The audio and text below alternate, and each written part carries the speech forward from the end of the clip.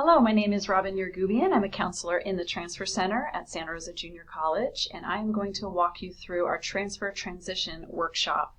This is for students who've already applied to transfer and we're in that interim time, spring, where you're waiting for the next steps, maybe for acceptances, and if you have been accepted, what to do then.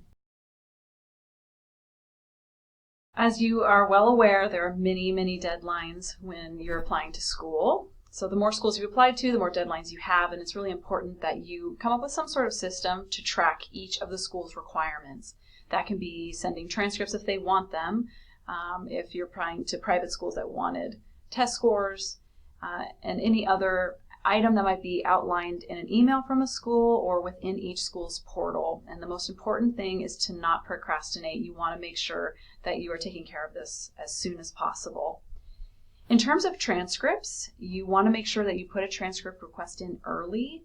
If a school is asking for a transcript, you need to start that process yourself. At Santa Rosa Junior College, you can go into your student portal, into your cubby, and ask that a transcript is sent.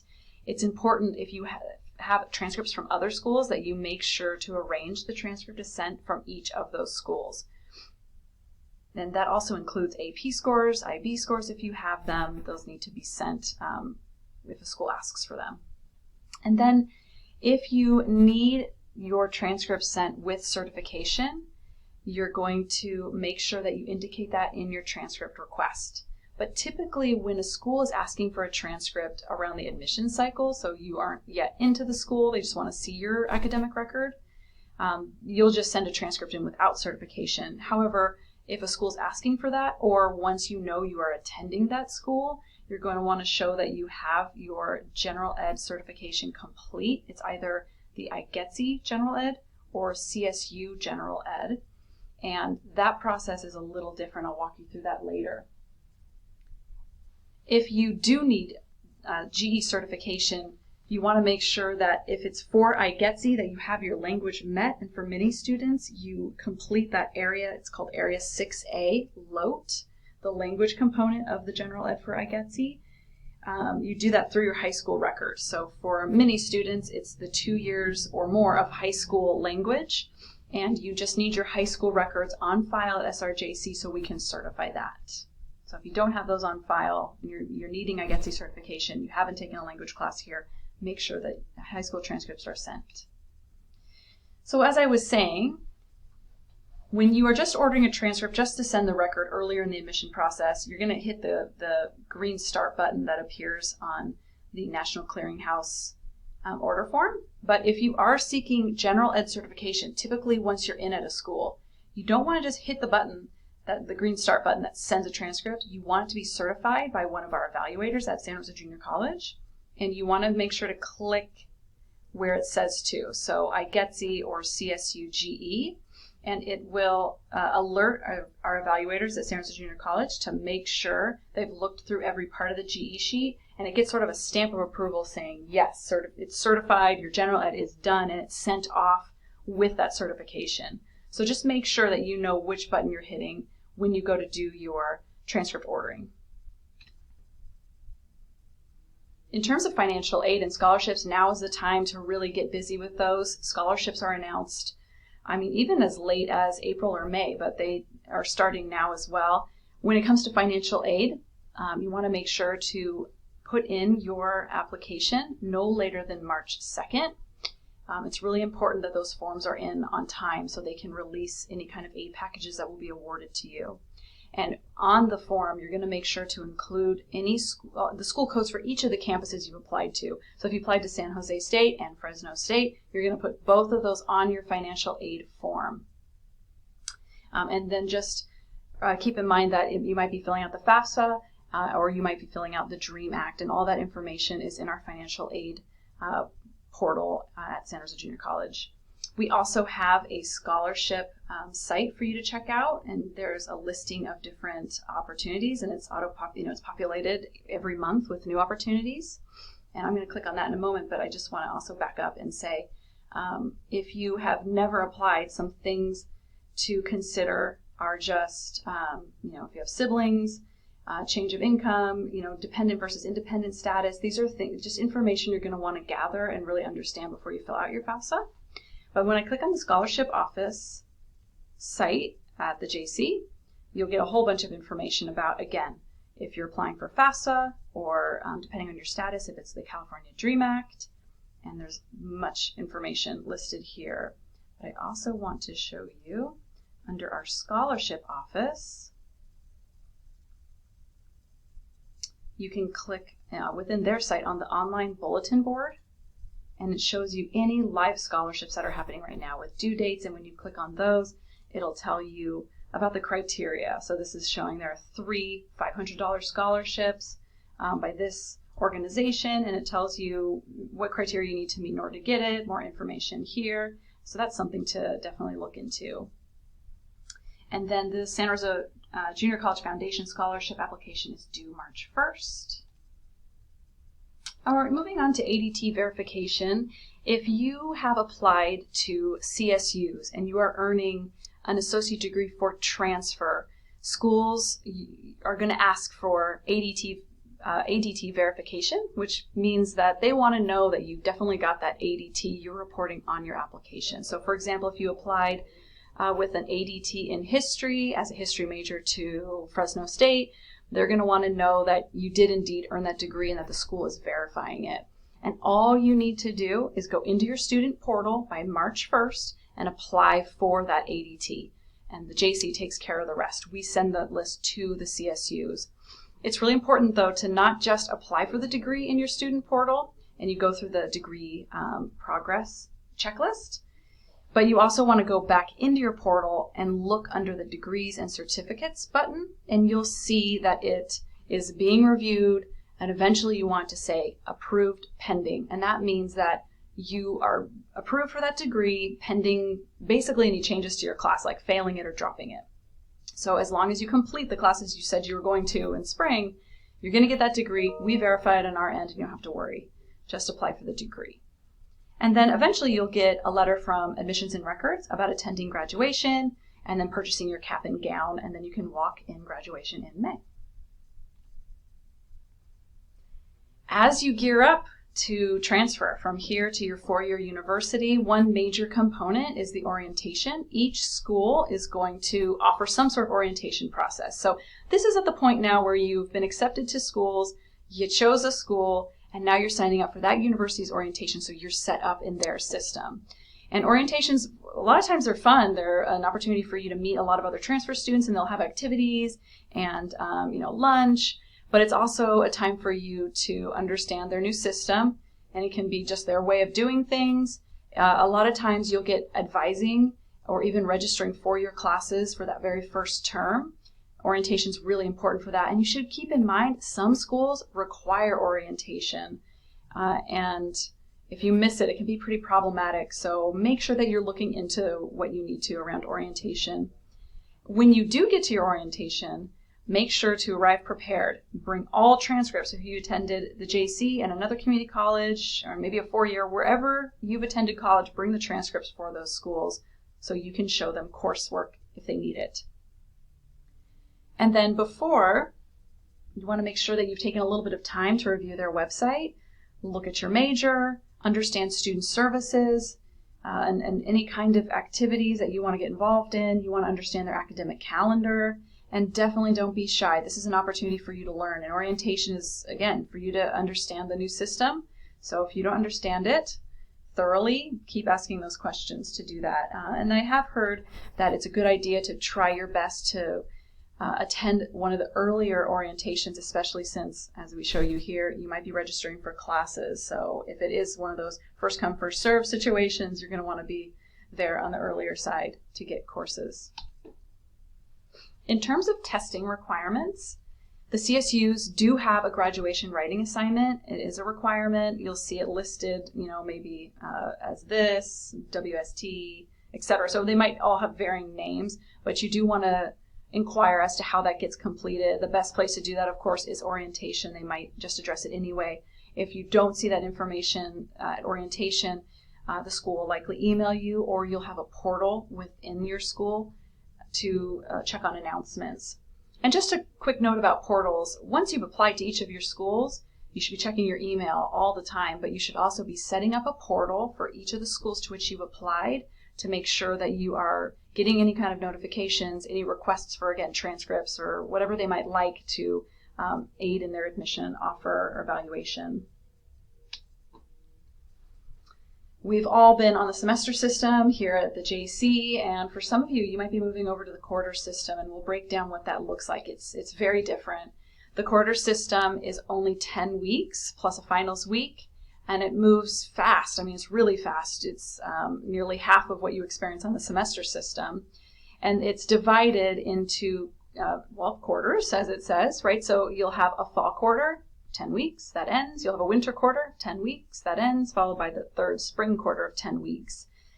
The biggest difference, understandably, is just how quickly it goes. And so being really well prepared, managing your time is critical. An example is for many schools within that quarter system, midterms hit you in week 5 because that's half of that term.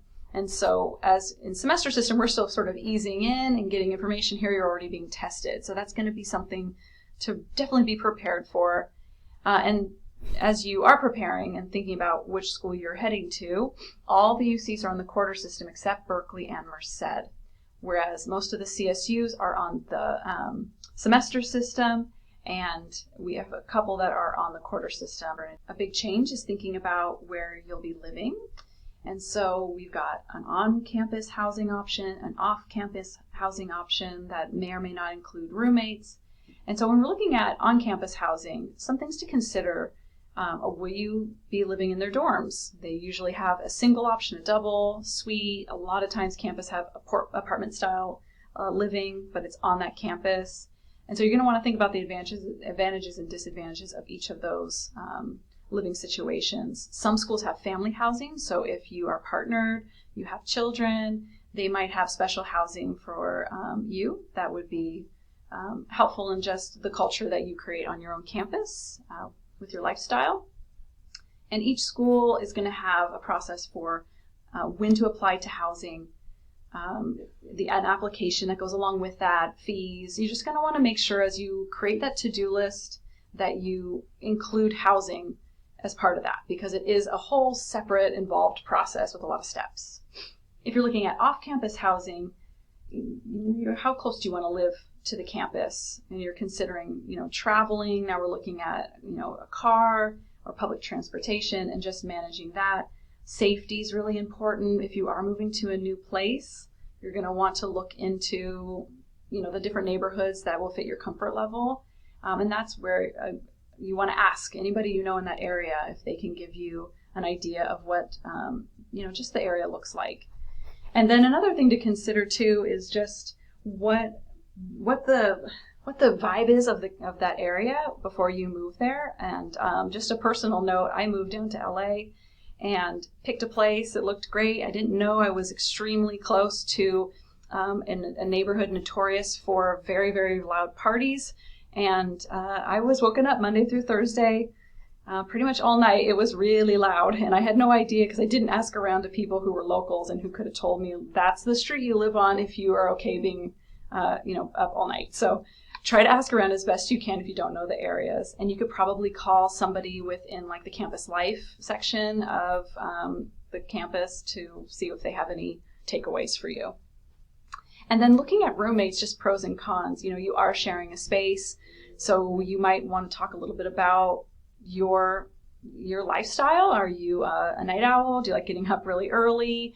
Are you a chatty person? Do you like things to be really tidy? Just setting up ground rules. Who's going to clean what and when, and just you have expectations set up so nobody has, we call them surprises, but then they end up becoming really resentments and you are uncomfortable in your own space. So I would, just like we're not afraid to ask questions at orientation, do not be afraid to interview your roommate and have them interview you so you make sure that you're a good fit, and then have some sort of mode of communication, like maybe you have a monthly roommate check-in meeting, something where you have an open stream of communication. If there is an issue, how are you going to handle it when an issue arises? It's pretty natural when you're living with someone, so you want to have a process for that. And then I would definitely, here's coming back to my own experience, visit the campus a few times. explore the surrounding areas, try to see what a Thursday night looks like, a Friday night, Tuesday morning. Like if you can hit it at different times or talk to people who have experience with that area, you won't be surprised. And you're asking, where do you want to live?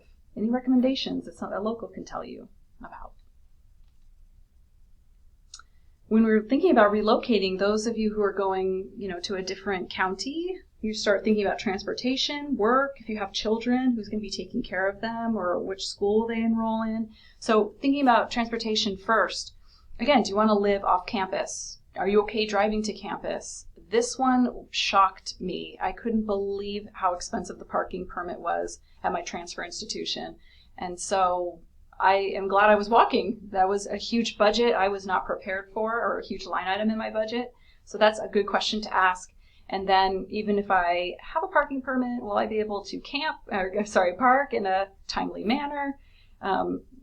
Those are important considerations just in terms of your scheduling. And then working, if you have a job here that is working well for you, are they part of a larger organization where they have a position at your new campus location? That's a nice question to ask. It would probably aid in your transition if you could just switch jobs or positions within the job. And then student employment, maybe you can get a job on or off campus that's convenient, you are connected to your campus. And then again, we talked about children, looking into schools or childcare resources, see if your campus has anything around that. Some campuses have preschools and daycare environments that your child might have the first pick of if you're attending that school. And then they are being taught by child development majors. So just looking into all the resources a school can have. And here are some more. So looking at other services that are accessible for transfer students that really help you adjust, because it's a huge adjustment. Transfer services specifically, so you have students who've been there since freshman year, and they might have services specifically for those who are coming in at the upper division level to help you transition smoothly. Every school should have a disabled student service department to help with any accommodations that you might need. Something to look into is an AB 540 or Dreamer services. So for students who do not have documentation, need that extra support on campus. Veteran Affairs, International Student Services, a career center to help place you once you transfer on, continue on with your bachelor's degree. And then some other campus offices that everyone should know about. Number one is admissions, or sometimes you'll hear it called the registrar's office. And this is a place that's going to handle any paperwork going in and out, and any certification, verification of the work you're doing, coursework. You're going to want to make sure to find that right away. Financial aid and scholarship office, and then of course the housing office.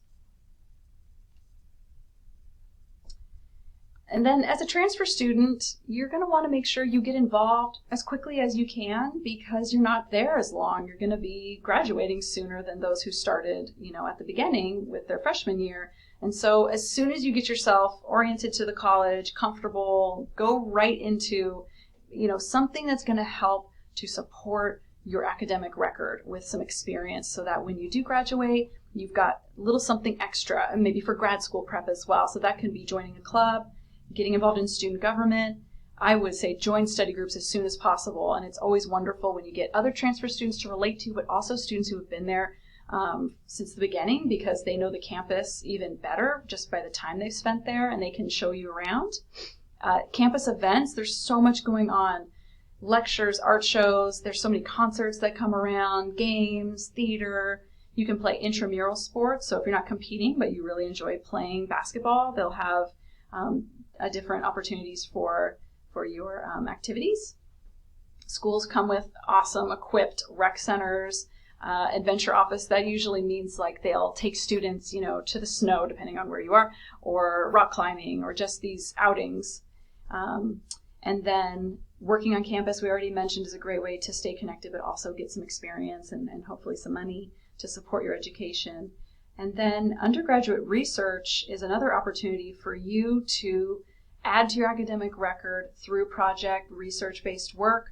It's a wonderful thing to add to a grad school portfolio. And then you can all do this on your own by reaching out to that professor during office hours, asking for mentorship. Are there any projects that is appropriate for you to work on? reaching out to a grad student to see if you can get involved. And then formally, you can also look up internships, and usually that is listed somewhere on the campus site. And then you'll have an advisor. Someone is going to help you to plan your classes so you can graduate, and make sure that you are really prepared at these meetings. You understand the requirements for your major. You're asking questions. If you have you've had some sort of transfer credit evaluation, and you really want to review that to make sure that you are getting course content credit for everything that is due to you. And by making sure you've reviewed it, you can consult with your advisor and ask any questions to make sure that it's being evaluated appropriately. And then don't be afraid, again, to ask questions. Speak up for yourself. If something isn't sitting right with you, like, I really thought I'd get credit for this one class. Is there a reason I'm not? Can I show you a course outline to see if I could get credit for that? It cannot hurt to ask. Be your advocate. And then, again, take advantage of that Career Center for prep toward that career or graduate school as you move forward. And don't forget to mark your calendar on Thursday, May 7th from 11 to 1 in the Bertolini Quad. We are celebrating you, our transfer students. The event is open to everyone. We're going to have food, music, some resources, many campus representatives. So if you have any questions as you continue, and here's just a list of who's confirmed so far, and it will grow as we move closer to May. But we would love to have you there. If you want more information, it's on our transfer website right there. And thank you so much for spending the time just thinking about that next step. And we're so excited to be part of your journey. We wish you the absolute best as you transition to your four-year university. If you have any questions at all, you can contact us in the Transfer Center. We're at transfer.santarosa.edu. Take care.